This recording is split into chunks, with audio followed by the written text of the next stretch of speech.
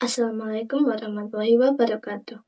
Hai semuanya, perkenalkan nama saya Fitria Sabila dengan NIM 204250021. Pada video kali ini kita akan membahas tentang pendekatan sosiologis dalam studi Islam. Apa sih itu? Kenapa penting? Dan gimana cara kita memakai pendekatan ini buat ngerti Islam lebih dalam? Yuk simak videonya sampai habis. Pendekatan sosiologis dalam studi Islam. Pendekatan sosiologis adalah pendekatan yang digunakan untuk memahami agama, termasuk Islam, sebagaimana realitas sosial. Ia meneliti bagaimana ajaran-ajaran Islam berinteraksi dengan struktur sosial, budaya, nilai, norma, dan perubahan sosial dalam masyarakat. Jadi, pendekatan sosiologis itu cara kita melihat agama, khususnya Islam, bukan cuma dari teks atau doktrin saja, tapi sebagai realitas sosial. Artinya, kita melihat bagaimana ajaran Islam berinteraksi sama struktur masyarakat, budaya, nilai, norma, bahkan perubahan sosial. Intinya, Islam tidak bisa hidup di ruang hampa, tapi di tengah masyarakat yang dinamis. Nah, tujuan pendekatan ini ada 4 teman-teman. Yang pertama, buat analisis perilaku keagamaan umat Islam secara objektif. Jadi nggak subjektif atau asal nebak. Nah, yang kedua, buat melihat keterkaitan antara ajaran Islam dengan struktur sosial. Misalnya, kenapa di daerah tertentu sholat Jumat lebih ramai. Kemudian yang ketiga, buat memahami dinamika keberagaman dalam berbagai konteks sosial, seperti fenomena hijrah atau perbedaan cara beribadah di desa dan kota. Kemudian yang keempat, buat mengkaji peran institusi Islam kayak masjid, pesantren, ormas. Apa sih pengaruhnya dalam masyarakat? Sebelum lanjut, kita harus tahu dulu asumsi dasarnya. Agama itu fenomena sosial, bukan cuma urusan pribadi. Kemudian praktik keagamaan dipengaruhi kondisi sosial, ekonomi, budaya, politik. Jadi nggak berdiri sendiri. Kemudian setiap masyarakat punya cara unik dalam memahami dan mengamalkan Islam.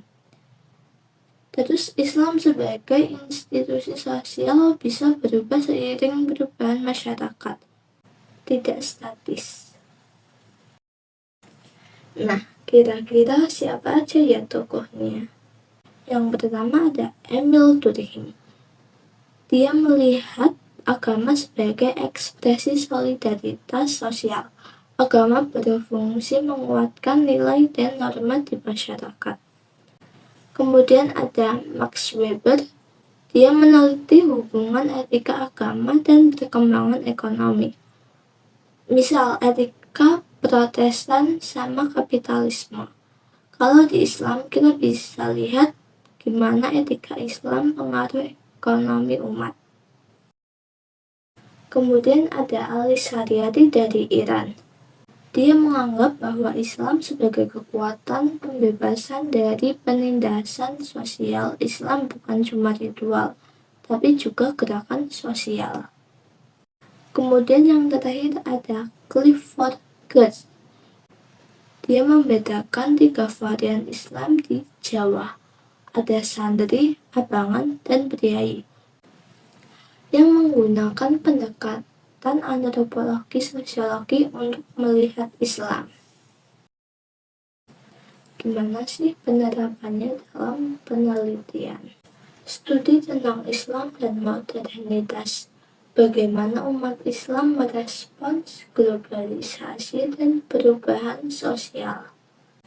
Islam dan gerakan sosial. Peran ormas seperti NU Muhammadiyah dalam perubahan sosial.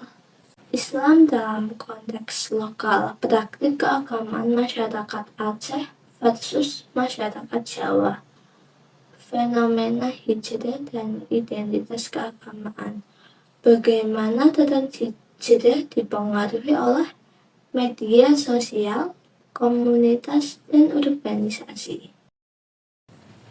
Lalu ada unsur-unsur yang biasa dianalisis. Yang pertama ada perilaku keagamaan umat Islam secara objektif, kemudian nilai dan norma yang berlaku di masyarakat muslim. Yang terakhir ada budaya dan tradisi lokal yang mempengaruhi praktik keagamaan. Jadi kita tidak cuma lihat apa yang diajarkan, tapi bagaimana yang dipraktekkan. Setiap pendekatan pasti ada kekurangan dan kelebihan. Nah, kelebihan pendekatan ini tuh bisa menjelaskan dinamika praktik keagamaan secara empiris, relevan buat analisis isu kontemporer, dan bisa mengungkap realitas sosial di balik teks agama. Kemudian untuk kekurangannya itu bisa berpotensi mengabaikan aspek normatif atau teologis dari Islam. Kemudian bisa menimbulkan reduksi agama menjadi sekedar konstruksi sosial. Jadi, pendekatan sosiologis ini membantu kita untuk memahami Islam dalam konteks sosialnya, bukan cuma dari kitab suci saja. Di dunia yang terus berubah, pendekatan ini menjadi alat penting untuk melihat bagaimana Islam beradaptasi, berubah, dan bahkan mempengaruhi masyarakat. Dengan begini, kita bisa menjadi lebih empati, objektif, dan kontekstual dalam melihat agama. Nah, itu dia pembahasan tentang pendekatan sosiologis dalam studi Islam. Sekian dari saya. Wassalamualaikum warahmatullahi wabarakatuh.